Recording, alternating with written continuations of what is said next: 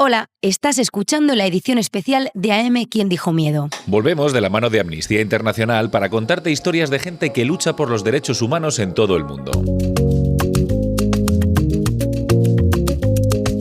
Hoy nos centramos en uno que parece ninguneado en España, el derecho a la vivienda. Para ello, hemos ido a casa de Cristina. ¿Sí? Hola, Cristina. Sí. ¿Estáis en la puerta? Sí. Vale, salgo en 2 minutos. Vale, venga, gracias. Venga, hasta ahora. Cristina, cómica y guionista, vive en la calle Tribulete número 7, en el barrio de Lavapiés, en Madrid. Nos abre la puerta. Y dentro, en el portal, la imagen es de un edificio destrozado. Estos cables que están aquí en esta parte, pero están en todos los pisos igual y en todos los pasillos. Esto lleva prácticamente 1 año y medio así. Luego, pues todos estos huecos que están dejando ahí, todas estas, pues los trozos, los agujeros que ves que han picado, han puesto cosas, pero no está bien rematado. Por ahí se filtra el agua, cuando llueve todo esto se encharca. Cables colgando del techo, agujeros en las paredes y un ascensor a medio hacer. Luego, si entramos a los pasillos ya, ahí veréis que hay los tabiques, una parte de los tabiques está tirado, que ahí es donde están haciendo, digamos, el supuesto ascensor, que lleva parado también. La obra la empezaron, pues no me acuerdo exactamente, pero lleva parada cerca de 1 año también. Eso, por ejemplo, hace que en invierno, y este invierno que está siendo muy duro, o sea, entra un frío que flipas, o sea, es insoportable. Obras que empezaron en noviembre de 2024 y que nunca acaban. El responsable, el nuevo propietario del edificio, el fondo de inversión Elix Rental Housing. Yo soy Conchi Gil. Y yo, Andrés Moraleda. Empezamos. ¿Quién dijo miedo? Capítulo 3. Asfixia inmobiliaria. Esta empresa adquirió el bloque de viviendas unos meses antes de empezar las obras, en marzo de 2024. Se lo compró a los antiguos propietarios, 4 hermanos que lo heredaron de su padre. Los vecinos y las vecinas se enteraron de los planes de la venta por la prensa. Intentaron pararlos, pero no lo consiguieron. Todas las viviendas estaban y están en alquiler. Una situación muy jugosa para el fondo de inversión. Desde el principio, el mensaje de la empresa fue muy claro. Ellos nos han dicho que quieren que nos vayamos cuanto antes mejor. Eso sí, la razón de esas prisas no se la dijeron. Con el objetivo de hacer las obras con la mayor rapidez posible para aumentar la rentabilidad cuanto antes. Ellos no nos quieren decir sus planes exactos, pero si nosotros echamos la vista atrás, hemos hecho un poco de investigación sobre esta empresa y durante 2017 y 2023, ellos ya compraron 22 edificios, tanto en Madrid como en Barcelona, y lo que hicieron con estos 22 edificios fue vaciarlos de vecinos completamente, los reformaron muy rápido y los revendieron a la multinacional Allianz, que es una multinacional alemana, y los revendieron subiendo muchísimo el precio y haciendo la operación especulativa. Entonces, nosotros no sabemos exactamente cuáles son sus planes, pero todo apunta a que por ahí irían los tiros. Luego esos edificios se han dedicado sobre todo a alquiler turístico y alquiler de lujo. Cristina y otros vecinos y vecinas dijeron que no se iban, que querían negociar colectivamente un nuevo alquiler. El fondo prefirió hacerlo de forma individual. Algunos inquilinos les convencieron y se fueron. Ante la imposibilidad de convencer al resto, Elix Rental Housing subió el nivel de presión. Empezaron, pues por ejemplo, lo típico, estás taladrando un tabique y te pasas a la casa del vecino, que es una casa habitada, y no taladras, te pasas y paras, sino que sigues hasta que haces un boquete muy grande, o sea, como con una intención clara, porque si no, no lo haces. Luego, ruidos insoportables, empezar cosas y no acabarlas, todo está empezado y nada está acabado, por lo tanto cuando entras al edificio te da una sensación como de precariedad, ¿no? Y luego pues también golpes muy fuertes que han provocado caída de cascotes dentro de las viviendas y luego también pues provocar las goteras y las humedades cuando hay previsión de lluvia, sobre todo picando en la cubierta por encima de las viviendas habitadas. Eso ha provocado tanto inundaciones de viviendas como cortes de luz en las propias viviendas y en el edificio. Según Cristina, la decisión de agujerear el tejado se tomó en 1 semana de previsión de lluvias. Y ahí sí que hubo varios vecinos que se fueron porque claro, cuando se te inunda la casa, pues ya te queda poco que hacer. El edificio tiene 52 viviendas. Cuando el fondo de inversión lo adquirió, había inquilinos viviendo en cerca de 50 de ellas. Hoy tan solo quedan 15 habitadas. La presión a través de las obras está surtiendo efecto. Pero los que resisten siguen negociando. Nosotros siempre les hemos pedido a los del fondo buitre una renovación de contratos y poder llegar a un acuerdo. Si se puede, pues si hay que subir el alquiler, podemos hablar de una negociación para llegar a un acuerdo en ese sentido. Esta petición nunca ha sido contemplada bajo ningún concepto, porque ellos quieren el edificio vacío. De hecho, en algún momento han incluso menospreciado el alquiler que pagamos aquí, ¿no? Y es como, es que nosotros estamos pagando un precio normal, o sea, nuestros contratos son normales, precio de mercado. Yo pago el alquiler que se pagaba en 2020, que es cuando firmé el contrato, pero hay gente que ha firmado el contrato más tarde, que a lo mejor lo firmó en 2022 o en 2023 y tiene un precio de un contrato de 2022 o 2023. O sea, aquí no nos está nadie regalando nada, ¿no? Esta situación que está viviendo Cristina y otras similares se produce porque desde 2008 en España se está desplegando la alfombra roja a los inversores extranjeros en el mercado inmobiliario. Nos lo explica el investigador del Consejo Superior de Investigaciones Científicas y especialista en vivienda, Javier Gil. Se lleva a cabo una intervención espectacular por el Estado y el Gobierno español, por la Comisión Europea y por el Banco Central Europeo, que consiste en intervenir desde muchos frentes el sector inmobiliario español para que entren los fondos buitre, compren las viviendas de los bancos y la entrada de estos fondos junto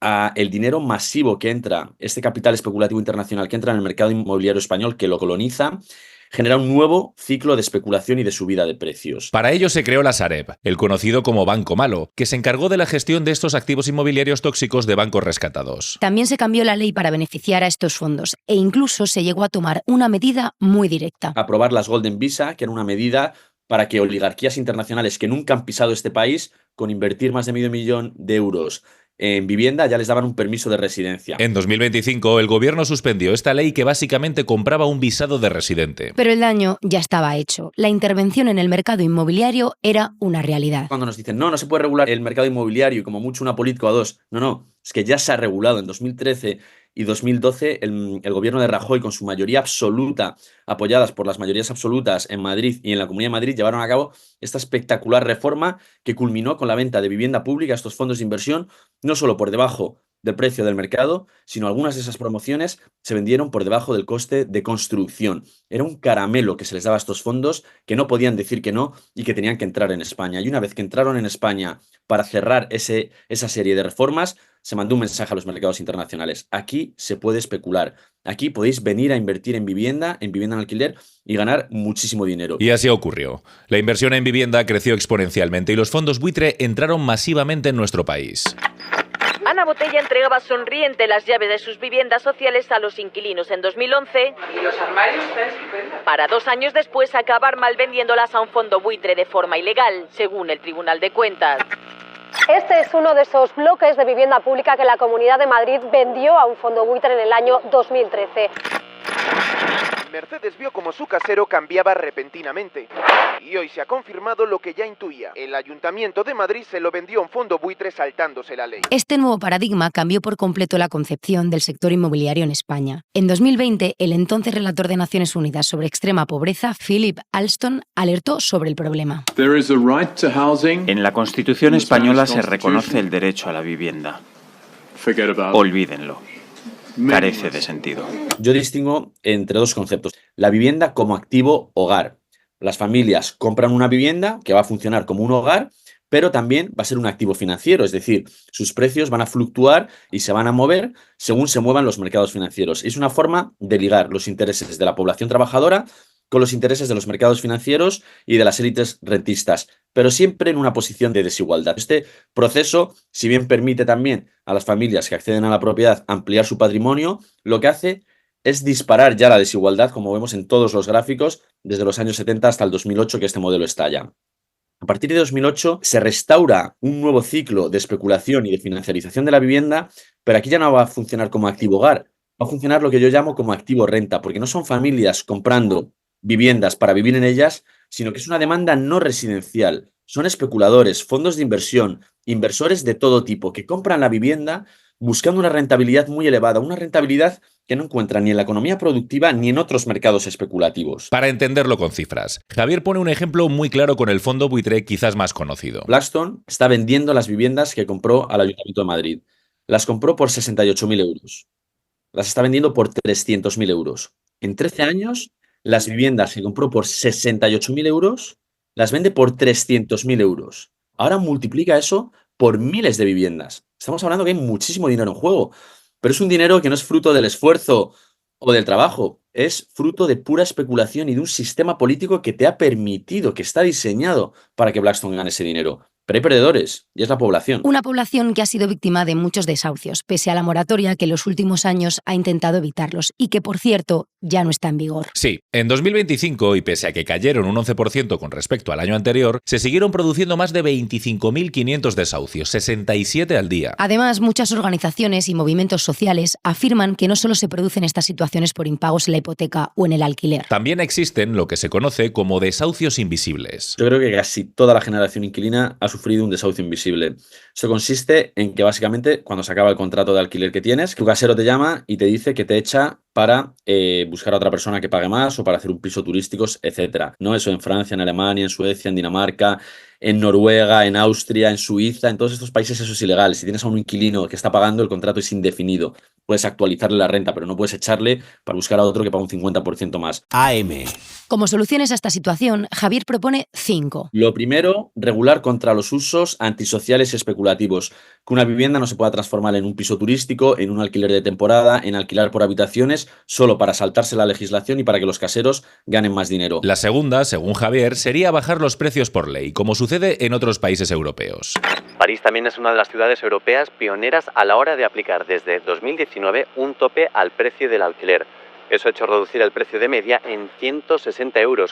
Tercero, acabar con las compras especulativas y con la concentración de la propiedad. Es decir, que las viviendas que se compren sean para vivir en ellas, como ya han aprobado Países Bajos, Canadá y otros países. Y al mismo tiempo aprobar una fiscalidad que penalice a quienes están concentrando las propiedades, a quienes se están quedando con la vivienda. La cuarta sería construir más, pero con criterios sociales, no especulativos. Porque si no, dice Javier, los precios subirán aún más. No por el hecho de construir más, bajarán los precios si el criterio que sigue imperando es el de maximizar beneficios. En quinto lugar, tiene que ser el Estado tiene que dar un paso al frente e intervenir las compras especulativas y apostar por un parque público de vivienda que no tiene que construir de cero, que tiene que intervenir y quitarle las viviendas a estos especuladores ejerciendo el derecho de tanteo y retracto y de compra preferente. Es decir, a través de mecanismos legales que permiten la adquisición de una vivienda de forma prioritaria frente a un tercero. Y solo así la vivienda se puede convertir en un derecho y en un bien público como la sanidad o la educación. Si el Estado interviene y dice, voy a comprar vivienda, me voy a quedar con estas viviendas,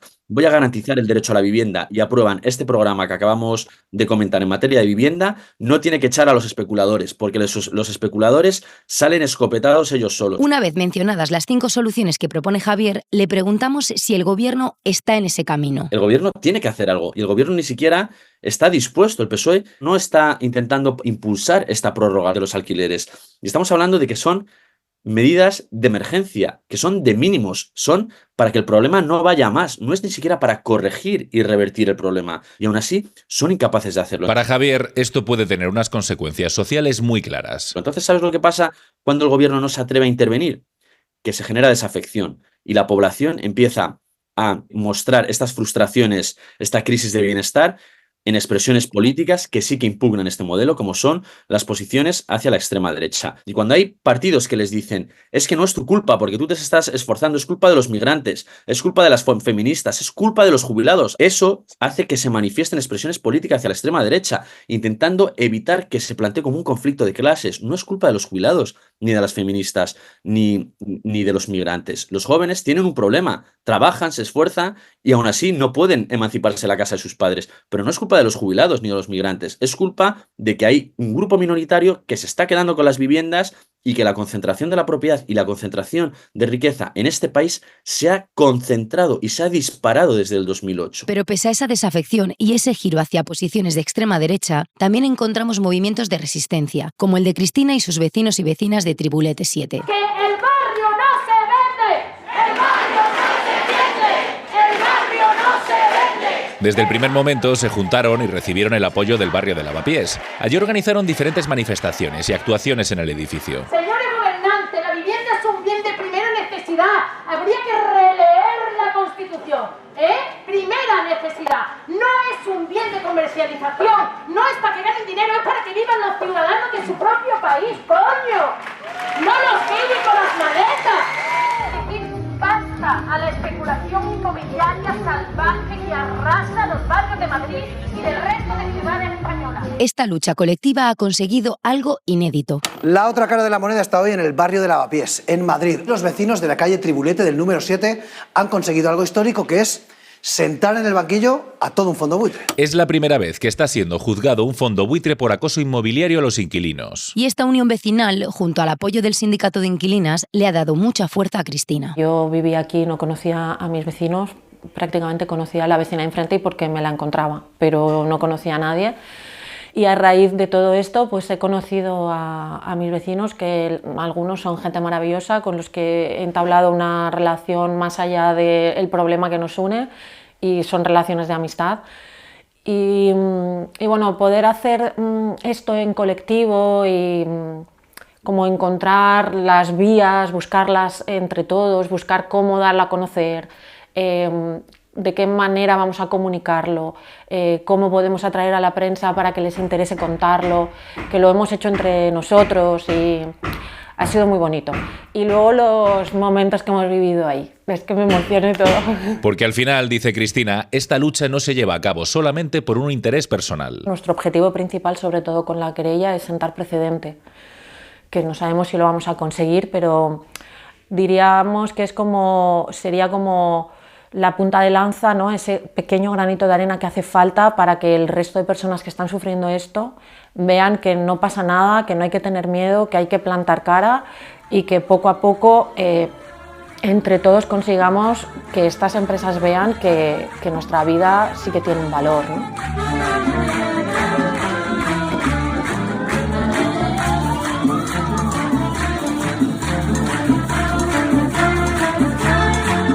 Vamos a luchar hasta el final, cueste lo que cueste.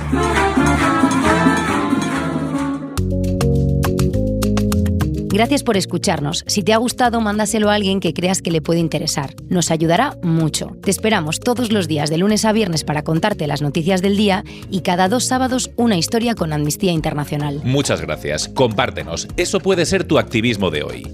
Porque recuerda, ¿quién dijo miedo?